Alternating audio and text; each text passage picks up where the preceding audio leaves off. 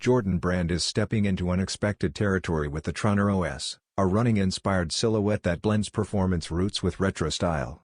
Inspired by the original Trunner LX, this model arrives as Jordan Brand's answer to the growing retro runner trend.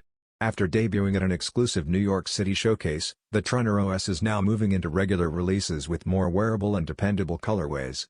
The Midnight Blue edition keeps things clean and understated. It features an all-navy upper paired with off-white soles, avoiding loud color blocking in favor of a timeless look. Subtle silver accents add a touch of early 2000s flair, reinforcing the Y2K aesthetic Jordan Brand is aiming for. While its long-term impact in the running lifestyle space remains to be seen, this colorway proves the Trunner O S can deliver strong visuals. The Jordan Trunner O S Midnight Blue is already available in select markets, with a US release expected soon. Retail price is set at $115.